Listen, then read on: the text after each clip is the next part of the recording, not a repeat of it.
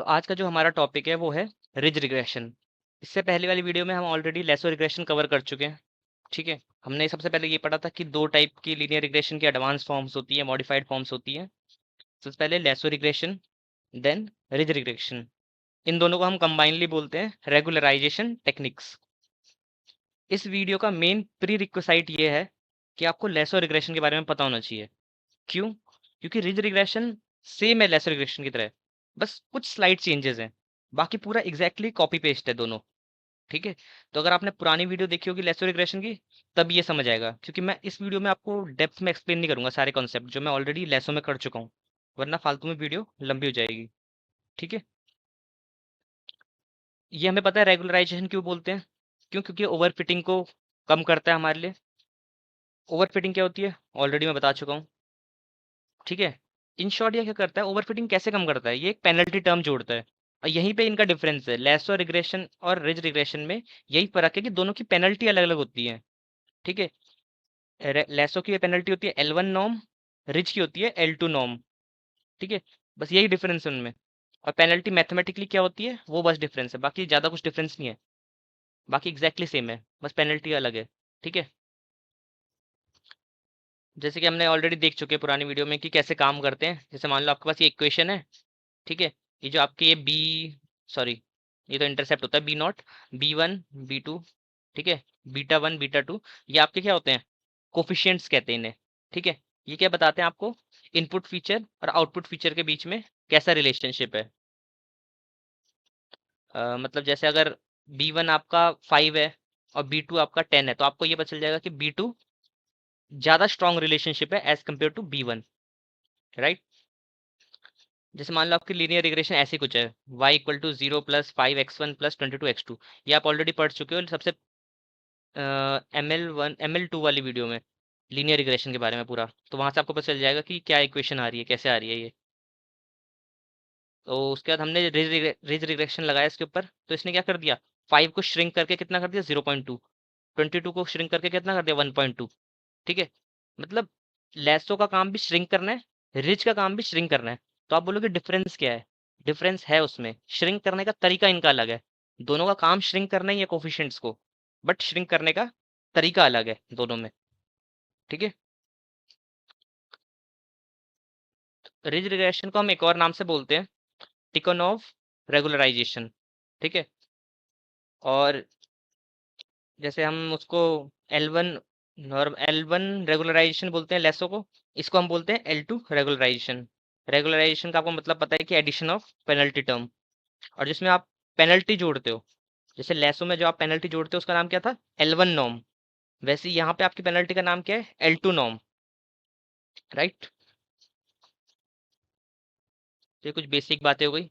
अब मैं आता हूँ अपने मेन पॉइंट पे कि डिफरेंस क्या है लेसो और रिज पे। ये आपको मेनली समझना है, मेनली। बाकी सब सेम है एग्जैक्टली। देखो, आपने लेसो में पढ़ा था ये ऑटोमेटिक फीचर सिलेक्शन हो जाता है, बट रिज में ऑटोमेटिक फीचर सिलेक्शन नहीं होता है। अब आपने लेसो में कैसे पढ़ा था फीचर सिलेक्शन कैसे करता है, ये फीचर सिलेक्शन कैसे करता है, इसके लिए हम इसका थर्ड पॉइंट देखते हैं। देखो, लेसो में आपने पढ़ा था कि कुछ कोफिशिएंट्स को क्या कर देता है लेसो, जीरो की तरफ श्रिंक कर देता है। वही मैंने लिखा है, some coefficient may get shrink to exactly zero. Zero exact shrink कर देता है, ताकि उनको अगर मल्टीप्लाई होता है उसके कोफिशिएंट से एक्स की वैल्यू, तो वो जीरो बन जाता है। ठीक है, तो उसकी, उस वाले फैक्टर की कोई वैल्यू नहीं रहती, उस इनपुट फीचर की कोई वैल्यू नहीं रहती अगर उसका कोफिशिएंट जीरो हो गया। जैसे अगर मान लो मैंने ये लिखा है y इक्वल टू 0 + 5x1। ठीक है, अगर मैं 5 की जगह जीरो कर देता तो 0 × x1 होता, और 0 × x1 क्या होता है, जीरो ही होता। ठीक है, तो इस वाले टर्म की कोई वैल्यू नहीं बची अब, क्योंकि ओवरऑल कितना हो चुका है, जीरो हो चुका है। वही मैं बोलना चाह रहा हूँ कि लेसो ऐसे काम करता है। बट जो रिज है, ये कभी भी आपका टर्म एग्जैक्टली जीरो नहीं लाएगा। ये आपका टर्म एग्जैक्टली जीरो नहीं आएंगे इसमें कभी भी कोफिशिएंट्स के। 0.12 आ सकता है, 0.23 आ सकता है, 0.45 आ सकता है, बट एग्जैक्टली जीरो नहीं होंगे। मतलब कुछ ना कुछ टर्म रहेगा वहां, इसलिए ये ऑटोमेटिक फीचर सिलेक्शन नहीं कर सकता। अगर ये जीरो नहीं कर पाएगा उससे, तो उसकी कुछ, उस टर्म की, उस इनपुट फीचर की कुछ ना कुछ वैल्यू रहेगी ऑलरेडी। अगर उसकी कुछ वैल्यू रहेगी तो फीचर सिलेक्शन थोड़ा ना हो रहा है। वो बस ये कर सकता है कि जो मतलब इररेलेवेंट फीचर है आपके, उनको कम वैल्यू दे सकता है बट उनको हटा नहीं सकता पूरी तरह से। उनको कम वैल्यू दे देगा बट उनको हटा नहीं सकता, जबकि लेसो क्या है, पूरी तरह से हटा सकता है क्योंकि उनको जीरो दे सकता है वो। ठीक है। और L1 में हम पेनल्टी को, सॉरी लेसो में हम पेनल्टी को L1 नॉर्म बोलते हैं। ठीक है। L1 क्या होती है आपको पता है, अल्फा लगाते हो आप ब्रैकेट और modulus B1 plus modulus B2। ये मॉडुलस को हम क्या बोलते हैं, एब्सोल्यूट। एब्सोल्यूट वैल्यूज होती हैं। क्यों? क्योंकि इसके अंदर अगर नेगेटिव भी होगा तो जब बाहर आएगा तो वो पॉजिटिव हो जाएगा। ठीक है। जबकि जो रिज में जो पेनल्टी होती है उसे हम बोलते हैं L2 नॉर्म। L2 नॉर्म क्या होता है, देखो बाहर तो अल्फा है सेम है, अंदर चेंज है। यहाँ पे आपने मॉडुलस लगाया था, अब की बार आप क्या करोगे, B1 स्क्वायर, आप कोफिशिएंट्स का स्क्वायर करोगे। यहाँ पे आपका कोफिशिएंट्स का स्क्वायर होगा रिज में, यहाँ पे आपका कोफिशिएंट्स का एब्सोल्यूट वैल्यू निकाली जाएगी, यानी मॉडुलस करा जाएगा। और थर्ड पॉइंट मैं ऑलरेडी बता चुका हूँ कि एग्जैक्टली जीरो नहीं लाता ये रिज रिग्रेशन। लेसो रिग्रेशन आपका एग्जैक्टली जीरो लाएगा, तभी वो ऑटोमेटिक फीचर सिलेक्शन कर पाता है, क्योंकि वो एग्जैक्टली जीरो ला पाता है। यही आपका मेन फैक्टर है आपका। और जो रिज रिग्रेशन है उसमें आपका कोई भी कोफिशिएंट जीरो नहीं होंगे, जीरो के आसपास होंगे, जीरो एग्जैक्टली नहीं हो सकते वो। मतलब हर फीचर की कुछ ना कुछ वैल्यू होगी, भले ही कम देगा वैल्यू बट देगा जरूर। यहीं से आपका था यूज केस। देखो आपने लेसो में पढ़ा था when to use when not to use. ठीक है। बाकी सारे चीजें सेम है, बस एक चेंज है उसमें बस। उसमें मैंने आपको बताया था कि अगर आपके पास लेसो में आप कब यूज कर नहीं करते, या जब आपके पास डेटा में इंपॉर्टेंट फीचर्स हो बहुत सारे, वहां पे आता है काम रेज रिग्रेशन का। मान लो आपके पास एक डेटा है, ठीक है, 10 कॉलम है, उस डेटा में 10 फीचर्स है। 10 में से ऐसा है कि 5 आपके रेलिवेंट फीचर है, 5 इररेलिवेंट फीचर है, तो आप लगाओगे लेसो को, क्योंकि आपके उस डेटा में क्या है, बेकार फीचर भी है। बट अगर आपका डेटा ऐसा है, 10 फीचर है, उनमें से 9 इंपॉर्टेंट फीचर है, आपको देखने से पता चल रहा है कि 9 इंपॉर्टेंट है, आपको डोमेन नॉलेज है थोड़ी बहुत, तो आपने 10 में से 9 इंपॉर्टेंट फीचर है आपको पता है, और एक अनइम्पॉर्टेंट फीचर है, तब आप लेसो नहीं लगाओगे। क्यों? क्योंकि लेसो क्या करेगा, चांसेस है कि वो इंपॉर्टेंट फीचर्स को भी जीरो कर देगा। वो आप लेसो का ड्रॉबैक है। तो वहां पे आता है हमारा रिज रिग्रेशन सेवियर बन के। अगर आपके डेटा में बहुत सारे इंपॉर्टेंट फीचर्स हैं, आपको लग रहा है देखने से डेटा को, मतलब आप मान लो कार का प्राइस प्रिडिक्शन कर रहे हो, उसमें आपको बहुत सारे कॉलम्स दिख रहे हैं कि कार की प्रीवियस ईयर की वैल्यू क्या थी, मतलब सेकंड हैंड कार को सेल कर रहे हो ना, और उसका भी इंजन कितना वो है, ठीक है, कितने पावर का इंजन है उसमें, और व्हील्स कैसे हैं, अलॉय व्हील्स हैं, कैसे व्हील्स हैं। ठीक है। अगर आपको लग रहा है कि वो सारे इंपॉर्टेंट फीचर्स हैं, लगभग सारे इंपॉर्टेंट फीचर हैं, तो आप रिज को यूज करोगे। रिज आपको बेटर रिजल्ट देगा एज कम्पेयर टू लेसो। इसको मैं प्रैक्टिकली भी करके दिखाऊंगा कि लेसो कब फेल कर जाता है, क्यों फेल कर जाता है ऐसे केस में कि जब इरेलीवेंट, सॉरी, जब आपके डेटा में ज्यादा रेलिवेंट फीचर हो। अब इसके आते हैं हम मैथमेटिकल पे। देखो मैथमेटिकल में पूरा इन डेप्थ एक्सप्लेन नहीं कर रहा, क्योंकि पूरा लेसो की तरह है, पूरा लेसो की तरह आपका। पहले आप ये देखो, आपका जो व्हाइट पोर्शन है ना, ये आपका एक्चुअल डेटा था, इसको अभी छोड़ दो, लास्ट वाला कॉलम वाई प्रिडिक्टेड वाला, इसको छोड़ दो अभी। सबसे पहले क्या करोगे, आपने सबसे पहले वाला ML2 वाली वीडियो देखी होगी, लीनियर रिग्रेशन वाली। तो उसमें आपने क्या करते थे, आपने मैथमेटिकली बहुत सारे स्टेप होते थे उसमें, को फैक्टर मैट्रिक्स, इनवर्स वगैरह सब लगाना, वो मैंने ऑलरेडी डेप्थ में एक्सप्लेन कर रखा है सारे मैथमेटिकल टर्म्स। ठीक है। तो आपने वहां से ये निकाला, तो आपको आखिरी में क्या मिलते हैं, ये कोफिशिएंट मिलते हैं, B0, बी बीटा 1, बीटा 2, ये आपके इंटरसेप्ट हैं, ये आपके कोफिशिएंट्स हैं दोनों। B0 आपका इंटरसेप्ट है। उसके बाद आप एक इक्वेशन बनाते हो, ऐसी कुछ होती है equation, y=B0 plus B1 x1 B2 x2। B0 कितना है आपका, 0, और ऐसे अगर आप 3 फीचर होते तो B3 x3 B4 x4 ऐसे जाता रहता, 0। और आप इक्वेशन में वैल्यू पुट करते रहो, 1 x1 1 x2, तो 0 का मानते नहीं है कुछ, 1 × x1 x1 ही होगा, 1 × x2 x2 ही होगा। तो आपकी ओवरऑल इक्वेशन क्या बनी, y=x1 प्लस x2। तो आपने लीनियर रिग्रेशन वाला स्टेप कर दिया कंप्लीट अपना। अब आप ये एक्चुअल वैल्यू मिली है आपको, ये आपके पास एक्चुअल है। अब इस इक्वेशन का यूज करते हुए प्रिडिक्टेड वैल्यूज निकालो, मतलब y=x1 प्लस x2 है आप पे, तो x1 और x2 को प्लस करो, 1 + 2 कितना हो रहा है, 3, तो प्रिडिक्टेड कितनी मिली, 3। x1 प्लस x2 वापस करो, 2 1 प्लस क्या है, 3, तो यहाँ पे आपको मिली 3। देन 3 + 3 क्या है 6। तो ये आपकी एक्चुअल है, ये आपकी प्रिडिक्टेड है, ये आपकी एक्चुअल है, ये आपकी प्रिडिक्टेड है, ये एक्चुअल है, ये प्रिडिक्टेड है। ठीक है, ये स्टेप था इसमें ओवरऑल। पिछली वीडियो में ऑलरेडी मैं इन डेप्थ एक्सप्लेन कर चुका हूँ, यहाँ पे मैं शॉर्ट में एक्सप्लेन कर रहा हूँ।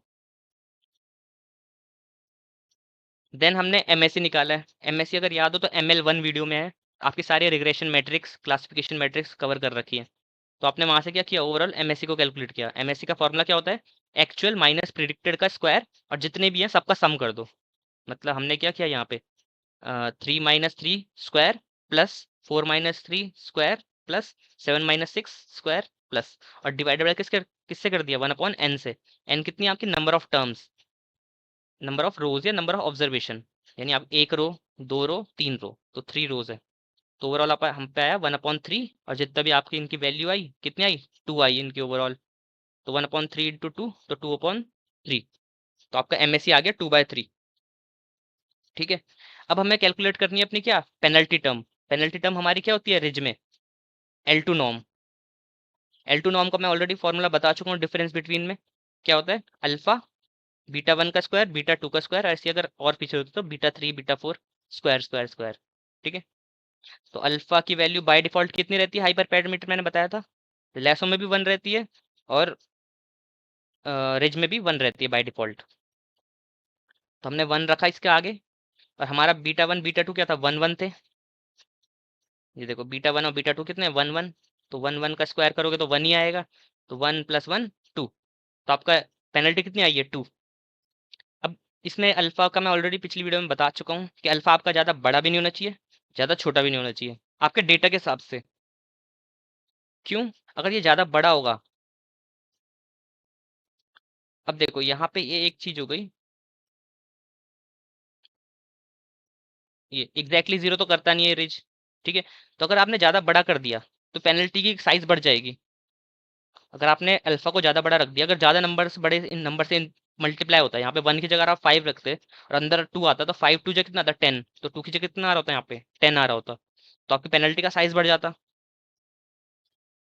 अगर आपका पेनल्टी का साइज ज़्यादा बढ़ जाएगा, तो जो इंपॉर्टेंट फीचर्स होंगे ना आपके, वो ज़्यादा क्लोज चले जाएंगे जीरो के। ठीक है, लेसो के केस में क्या होता था, एग्जैक्टली जीरो बन जाते थे, बट ये रिज है, हमें पता है एग्जैक्टली जीरो तो बन ही नहीं सकते। तो ये ज़्यादा क्लोज चले जाएंगे जीरो के, जो कि हमारे लिए अच्छा नहीं है।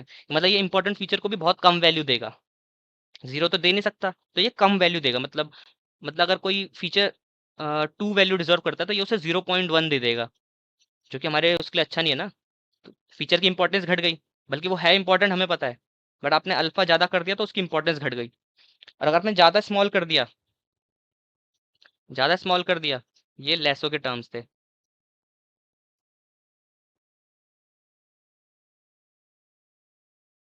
ज़्यादा स्मॉल भी कर दिया तो आप जो इरेलीवेंट फीचर, लेसो केस में इरेलीवेंट फीचर रहते हैं, बट यहाँ पे हमें पता है हमारे डेटा में सारे इंपॉर्टेंट फीचर हैं। तो यह क्या करेगा, मतलब जो आपके थोड़े से बेकार फीचर्स है ना, जो आपके थोड़े से बेकार फीचर है उनको भी अच्छी खासी वैल्यू दे देगा। जो आपके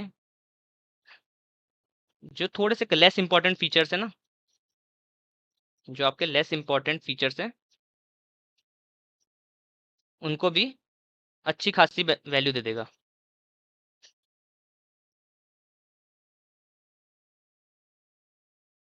जो कि सही नहीं है ना, कि मान लो अगर कोई फीचर डिजर्व करता है 2 वैल्यू, उसको आपने उसको दे दिया 10।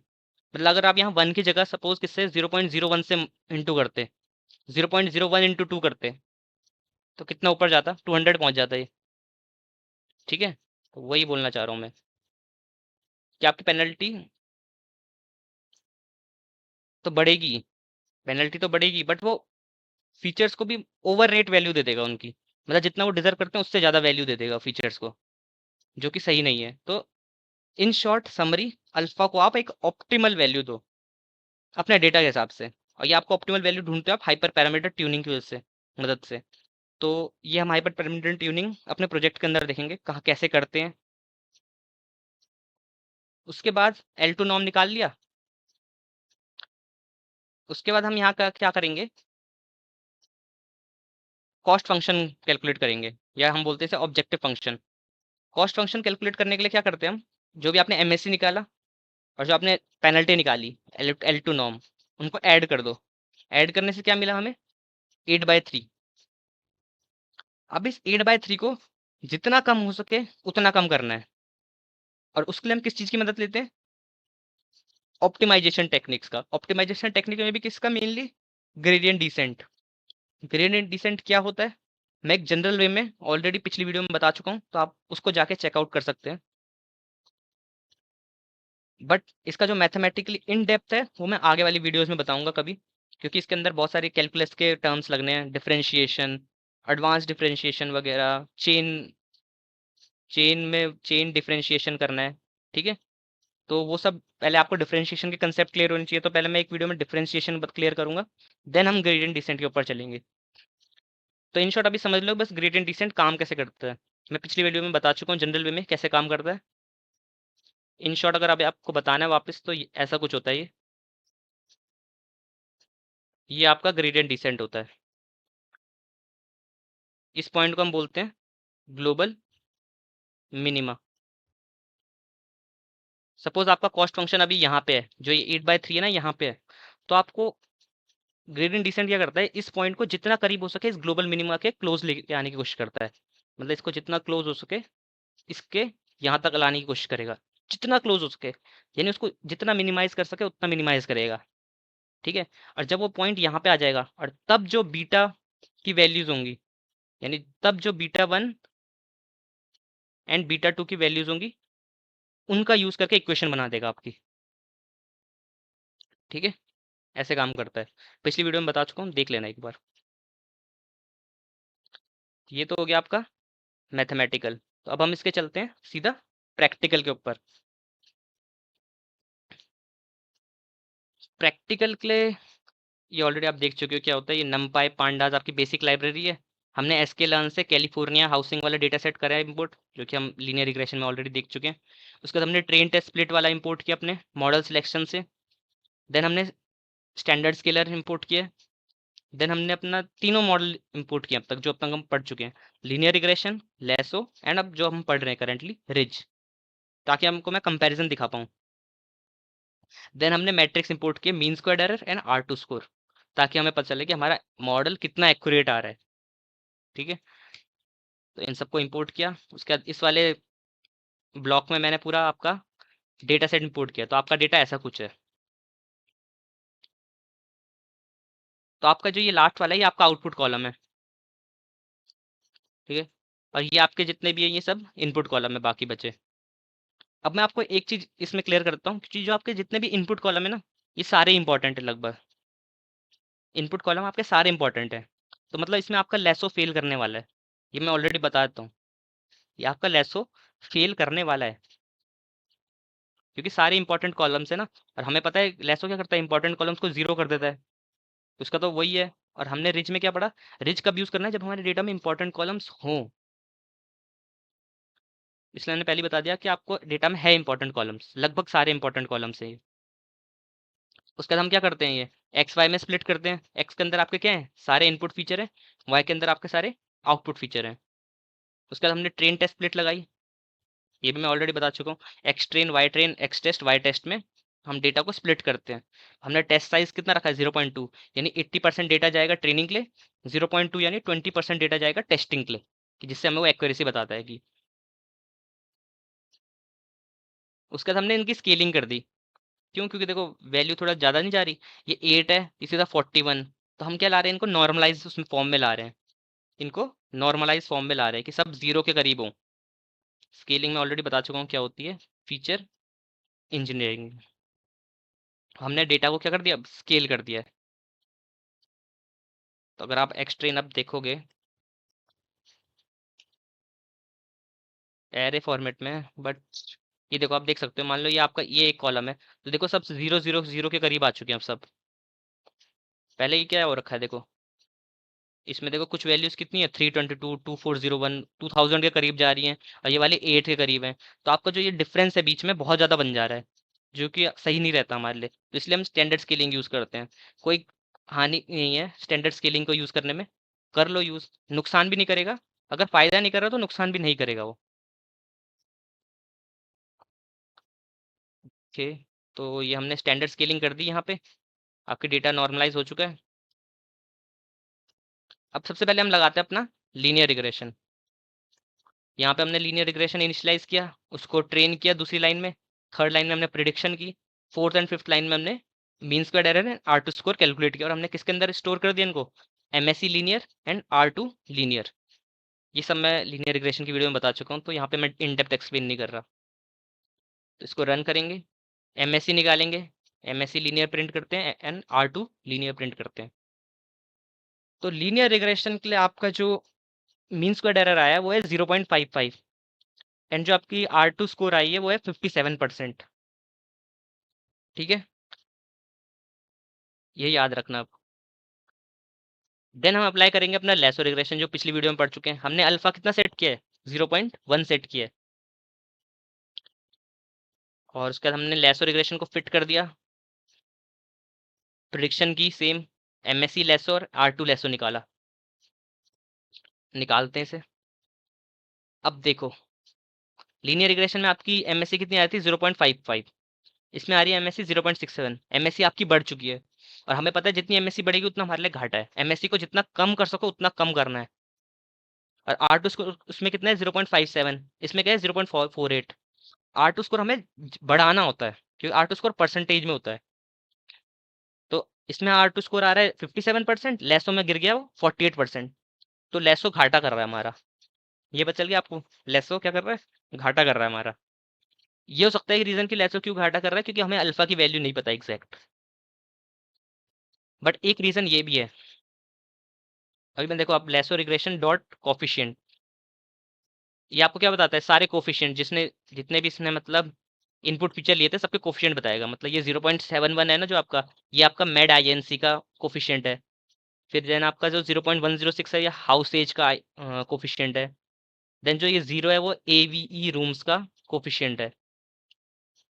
तो आप ये देख सकते हो कि बहुत सारे इनपुट कॉलम्स के कोफिशिएंट क्या है, 0 0 0 0 0, मतलब 1 2 3 4 5। ठीक है, 6 7 8, ठीक है, 8 में से मतलब 5 को उसने जीरो कर दिया। 8 आपके पास टोटल इनपुट कॉलम से, उनमें से इसने 5 को तो 5 के कोफिशिएंट तो जीरो कर दिया, मतलब 5 इनपुट कॉलम्स की तो कुछ वैल्यू नहीं रही अब। 5 इनपुट कॉलम्स की तो वैल्यू ही नहीं रही, क्योंकि वो जीरो बन जाएंगे वो, जो कि हमारे लिए घाटा है। क्योंकि मैंने क्या बताया था आपको, आपको लगभग सारे इंपॉर्टेंट कॉलम्स है आपके इस डेटा सेट में, और अगर आप 5 को नेग्लेक्ट कर दोगे तो आपके लिए घाटा होगा। तभी तो आपकी जो ये वो है एक्यूरेसी घट गई है पूरी। अब हम रिज को देखते हैं। अब हमने रिज पे किया है ये, अल्फा मैंने बाय डिफॉल्ट जो होता है 1 उसी को सेट कर रखा है। ठीक है, बाकी सेम वही चीज़ है। ये हमने यहाँ रिज लगाया, अल्फा इक्वल टू 1.0 रखा। और भी हाइपर पैरामीटर होते हैं, अभी हम डिस्कस करेंगे हाइपर पैरामीटर। फिर अगली लाइन में हमने क्या किया, डॉट फिट। अब तक तो आप इस लाइन से फेमिलियर हो चुके होगे बहुत ज़्यादा। फिट का मतलब क्या होता है, आप ट्रेनिंग करते हो। ट्रेनिंग हम किसके ऊपर करते हैं, x train and y train के ऊपर। देन हमने वाई प्रेड यानी प्रिडिक्शन अपनी कैलकुलेट की, किसके मदद से, डॉट प्रिडिक्ट फंक्शन की वजह से। और प्रिडिक्शन हम किसके ऊपर करते हैं, एक्स टेस्ट के ऊपर। तो इन तीनों लाइनों से वो हो गया initialisation, training and prediction. Then हमने क्या कैलकुलेट किया, अपना एमएससी कैलकुलेट किया रिज रिग्रेशन के लिए, and r two score calculate किया। सबसे पहला पैरामीटर आप पास करते हो एक्चुअल वैल्यू। एक्चुअल वैल्यू किसके अंदर है, वाई टेस्ट के अंदर। प्रिडिक्टेड वैल्यू किसके अंदर स्टोर है, वाई प्रेड रिच के अंदर। सेम आर टू स्कोर के लिए भी यही करोगे। इसको रन करते हैं, एमएससी निकालते हैं, आर टू निकालते हैं। देखो, एमएससी 0.55, आर टू स्कोर 57%। मतलब ये आपको पता चल गया, लेसो में आर टू कितना कितना आ रहा था, 48, इसमें आ रहा है 57। मतलब लेसो से तो अच्छा परफॉर्म कर रहा है इस केस में रिज। रिज आपका अच्छा परफॉर्म कर रहा है लेसो से। ठीक है, बट क्यों अच्छा परफॉर्म कर रहा है उसका रीजन नेक्स्ट लाइन में छुपा है। ये जो डॉट कोफिशिएंट मैं वापस लगा रहा हूँ इस पे भी, रिज रिग्रेशन पे। यहाँ देखो, आपको बहुत सारी वैल्यूज जीरो के बहुत क्लोज मिल रही होगी, बट इसमें से कोई भी वैल्यू जीरो नहीं है। जैसे कि आप ऊपर वाला केस ले लो, ये वाला, यहाँ वाला देखो, यहाँ पे आपको देखो बहुत सारी वैल्यू जीरो मिल रही हैं। बट यहाँ देखो, ये वैल्यू देखो, 0.0002, टू जीरो के बहुत क्लोज है ये। मतलब अगर आप एस्टिमेट करो तो जीरो ही मान लो, 0.002, कुछ वैल्यू बच भी रही है वो, बट तब भी एग्जैक्टली जीरो नहीं है। जबकि लेसो के केस में ये एग्जैक्टली जीरो है। ठीक है, तो रिज यही पे यही काम करता है आपका कि एग्जैक्टली जीरो नहीं करता, किसी को भी कम वैल्यू देगा बट कुछ ना कुछ वैल्यू देगा। तो इससे आपको ये पता चलता है कि जो ये वाला कॉल फीचर है या कॉलम है जिसको ये वैल्यू मिली है, वो हमारे लिए लीस्ट इंपॉर्टेंट है। वो हमारे लिए क्या है, लीस्ट इंपॉर्टेंट है। ये कौन सा होगा हमारे लिए column, first second third fourth fifth, fifth column कौन सा है आपका, first second third fourth fifth, population वाला कॉलम। पॉपुलेशन वाला कॉलम आपके लिए सबसे वर्स्ट कॉलम है आपके डेटा सेट में। बाकी सब फिर भी ठीक ठीक है। और एक ये वाला भी है 0.04, पॉपुलेशन के बाद वाला ही कौन सा है ये, एवी ऑक्यूपेशन। ये दोनों आपके लिए वर्स्ट कॉलम है आपके डेटा सेट में। बट बाकी सब अच्छे खासे वैल्यू दे रहे हैं आपको। बट लेसो क्या कर रहा था, सब बहुतों को जीरो कर दे रहा था। इसकी वजह से आपकी एक्यूरेसी घट जा रही थी। तो इसलिए हमने रिज का यूज किया यहाँ पे। अब रही बात आपकी हाइपर पैरामीटर्स की, तो हाइपर पैरामीटर आप जा सकते हो गूगल पे सर्च करो, रिज रिग्रेशन डॉक्यूमेंटेशन। तो आपको सबसे पहली साइट मिलेगी साइकिट लर्न की। तो आप वहाँ पे रिज देख सकते हो। तो रिज के अंदर आपके कुछ पैरामीटर्स होते हैं। अल्फा, ये ऑलरेडी हम डिस्कस कर चुके हैं। Fit intercept, copy X, max iter, and then अब कुछ नए हाइपर पैरामीटर जैसे सॉल्वर हो गया, ये हमारा हाइपर पैरामीटर है। और ये पॉजिटिव हो गया, ये ऑलरेडी डिस्कस कर चुके हैं, तो इनको देख लेते हैं अब। तो अब आ जाते हैं अपने हाइपर पैरामीटर पे। सबसे पहला तो क्या है, अल्फा, जो मोस्ट इंपॉर्टेंट है, डिसाइडिंग फैक्टर, एक्स फैक्टर बोल लो। बाय डिफॉल्ट क्या रहता है, वन सेट रहता है। जितनी आप इसकी वैल्यू हाई करोगे अल्फा की, उतने आपके कोफिशिएंट जीरो की तरफ शिंक करेंगे, जीरो एग्जैक्टली नहीं होंगे। लेसो के केस में क्या हो रहा था, उतने कोफिशिएंट आपके एग्जैक्टली जीरो बनेंगे। बट यहाँ नहीं, यहाँ पे क्या होंगे, उतने कोफिशिएंट आपके जीरो की तरफ श्रिंक करेंगे, पूरे जीरो नहीं बनेंगे। देन हमारा फिट इंटरसेप्ट है, ये मैं ऑलरेडी डिस्कस कर चुका हूँ। इसका अगर इन शॉर्ट बताऊं, तो ये बताता है कि आपको जो बी नॉट लगता है ना आपकी इक्वेशन में, आपको वो लगाना है या नहीं लगाना है। ठीक है, आपको वो जो बी नॉट लगता है, B not equal to B1 X1 B2 X2 करते हो ना, उसको आपको लगाना है नहीं लगाना। जैसे आप यहाँ देख सकते हो, ये रहा fit intercept by default true रहता है, मतलब बाय डिफॉल्ट लगेगा वो बी नॉट।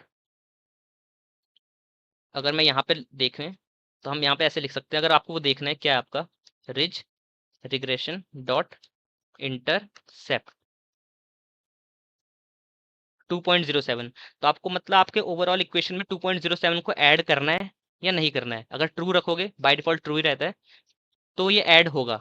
बट अगर फॉल्स रख दोगे तो ये 2.0 ऐड नहीं होगा। फिर उसके बाद ये कॉपी एक्स है, ये भी ऑलरेडी डिस्कस कर चुका हूँ कि आपके ओरिजिनल डेटा में चेंजेस करने हैं या जो आपकी डेटा फ्रेम है उसकी एक कॉपी बनानी है, देन उस पर चेंजेस करने हैं। बाय डिफॉल्ट ट्रू सेट रहता है, इसे ट्रू ही रहने दो, कुछ चेंज मत करो इसके साथ। देन हमारा एक नया जो पैरामीटर आया है जो लेसो में नहीं था, वो है हमारा सॉल्वर। मैं बोलूंगा, मैं प्रेफर करूंगा इसके साथ कुछ छेड़छाड़ मत करो, यूज ही मत करो। क्योंकि बाय डिफॉल्ट इसकी वैल्यू क्या सेट रहती है, ऑटो। ऑटो यानी ऑटोमेटिक। तो ये देखो आपके अंदर इसमें, ये देखो ये आपका सॉल्वर वाला पैरामीटर देख रहे हो। तो इसके अंदर बहुत सारे पैरामीटर है, मतलब सॉल्वर के अंदर आपके पास बहुत सारे ऑप्शन है क्या क्या यूज कर सकते हो। एक है ऑटो, एक है एसवीडी, एक है कॉलेस्काई, LSQR, स्पार्स, सीजी, सैग, सागा, LBF, GS। इतने सारे ऑप्शन है। ऑटो क्या करता है, ये जितने भी आपके पास बचे हैं ना, SVD, कॉलेस्के, LSQR, ठीक है, इन सब में से आपके लिए बेस्ट सिलेक्ट करके दे देगा। इन सब में से आपके लिए बेस्ट सिलेक्ट करके दे देगा। ये है क्या, मतलब ये आपके कंप्यूटेशन की टेक्निक्स हैं, मतलब जैसे आपने ग्रेडियंट डिसेंट वगैरह कैलकुलेट किया था ना, ये वैसी टेक्निक्स है इंटरनली, जो रिज रिग्रेशन के इंटरनली काम करती है। तो इसको बाय डिफॉल्ट ऑटो सेट रखो, ये आपके लिए बेस्ट एल्गोरिथम ढूंढ के दे देगा इनमें से। जो आपके पास इतने सारे ऑप्शन है ना, ये इन सब में से आपके लिए बेस्ट ढूंढ के दे देगा ये ऑटो वाला पैरामीटर। तो आपको खुद कुछ करने की जरूरत नहीं है। और फालतू में हीरो बनना भी क्यों है, जब वो खुद ढूंढ के दे रहा है आपके लिए बेस्ट, तो हम क्यों फालतू में आके अपना खुद ही ऐसी तैसी कर रहे हैं अपने मॉडल की। ठीक है, तो इसको इसके साथ मत छेड़ो, सॉल्वर वाले पैरामीटर के साथ मत छेड़ो। देन हम पे होता है एक पैरामीटर पॉजिटिव, बाय डिफॉल्ट ये फॉल्स रहता है। अगर आपने इसे ट्रू कर दिया तो ये क्या करेगा, जितने भी आपके नेगेटिव कोफिशिएंट्स हैं मतलब जो आपके देखो नेगेटिव कोफिशिएंट रखे हैं -0.004, इनको अवॉइड कर देगा, माइनस वालों को अवॉइड कर देगा, सिर्फ प्लस वालों को लेगा। तो उसका मैक्स साइटर है, ये ऑलरेडी मैं बता चुका हूँ पिछली वीडियो में। बाय डिफॉल्ट इसकी वैल्यू रहती है 1000। ये करता क्या है कि आपको कितनी बार आइट्रेशन चलानी है, आपको मैंने बताया ना ग्रेडियंट डिसेंट के लिए, ग्रेडियंट डिसेंट के लिए कितनी बार आइट्रेशन चलानी है। अब जितनी आपकी हायर करोगे इस आइट्रेशन को, उतना चांसेस है कि आपको ज्यादा से ज्यादा एक्यूरेसी मिलेगी अपना डेटा में। बट जितना आपके आइट्रेशन हाई करोगे, उतना ज्यादा आपका टाइम लेगा, उतना ज्यादा आपका कैलकुलेशन पावर लेगा, कंप्यूटेशनल पावर लेगा। तो इसको आपको एकदम आपको ऑप्टिमल सेट करना चाहिए। वरना मान लो अगर आपने ज़्यादा ही हाई कर दिया तो पता चल रहा कि 3-4 दिन लग गए उसको कैलकुलेट करने में, अगर आपके पास अच्छा खासा डेटा सेट है। और तब भी आपको एक्यूरेसी उतनी ज़्यादा अच्छी नहीं मिली, मतलब 0.01 के परसेंट का इंप्रूवमेंट हुआ। अब आप 0.01% के इंप्रूवमेंट के लिए 3 दिन थोड़ा ना रुकोगे। तो वही है मैक्स राइटर के साथ। तो पहले देखो, और आपको मैक्स राइटर के लिए भी बेस्ट वैल्यू फाइंड करनी है। वो आपको मिल जाती है हाइपर पैरामीटर ट्यूनिंग से। तो अगर मैं इन शॉर्ट बताऊँ आपके लिए, जो मेन पैरामीटर कौन सा है इसमें, सिर्फ अल्फा है। सॉल्वर क्योंकि बाय डिफॉल्ट ऑटो सेट रहता है, तो आपको छेड़छाड़ नहीं करनी इसके साथ। और ज़्यादा से ज़्यादा अगर करोगे तो सेकंड मोस्ट इंपॉर्टेंट होगा आपका मैक्स हाइटर। बस ये दो इंपॉर्टेंट है, बाकियों के साथ मत ही करो छेड़छाड़, तो बढ़िया है। अगला जो टॉपिक है था हमारा, वो है कि when to use when not to use, but ये मैं ऑलरेडी डिस्कस कर चुका हूँ। सिर्फ एक चीज है जो लेस और रेंज को सेपरेट करती है यूज के केस में। लेसो को कब यूज करोगे, जब आपके डेटा में इररेलेवेंट कॉलम्स या अनइंपॉर्टेंट फीचर्स हैं, मतलब जिनको आपको जीरो श्रिंक कर देना है, जिनको आपको हटा देना है पूरी तरह से। बट अगर आपके डेटा में मोस्टली इंपॉर्टेंट कॉलम्स है सारे, तो आप यूज करोगे रिज का। बस इतना ही फर्क है, बाकी तो सारी चीजें सेम है दोनों के लिए। जो हमने when to use when not to use पढ़ा था ना, कि मल्टी को लिनियरिटी हो डेटा में, या बहुत सारी चीजें ओवर फिटिंग कर रहा है तो रिज को यूज कर लो। बाकी सारी वही चीजें हैं, बाकी सब सेम है। बस यही फर्क है कि अगर आपके डेटा में रेलिवेंट कॉलम्स है तो लेसो यूज करो, इंपॉर्टेंट कॉलम्स है तो रिज यूज करो। ठीक है, तो इसी के साथ हमारा रेगुलराइजेशन टेक्निक्स खत्म होती हैं। लेसो भी हो गया हमारा, रिज भी हो चुका है। अब जो अगली वीडियो होगी, वो होगी हमारे एक नया एल्गोरिथम, जो कि है इलास्टिक नेट। इलास्टिक नेट क्या करता है, लेसो को लेगा, रिज को लेगा, दोनों को जोड़ देगा। कि कभी कभी ऐसा हो सकता है ना, आपके डेटा में अनइम्पॉर्टेंट कॉलम्स भी हैं और अच्छा खासे इंपॉर्टेंट कॉलम्स भी हैं। आप ये भी नहीं चाहते कि इंपॉर्टेंट कॉलम्स भी खो आप, और आप अनइम्पॉर्टेंट कॉलम्स को भी हटाना चाहते हो। ठीक है, तो उस केस में आपका इलास्टिक नेट काम आता है। तो हम वो अगली वीडियो में डिस्कस करेंगे। Thank you.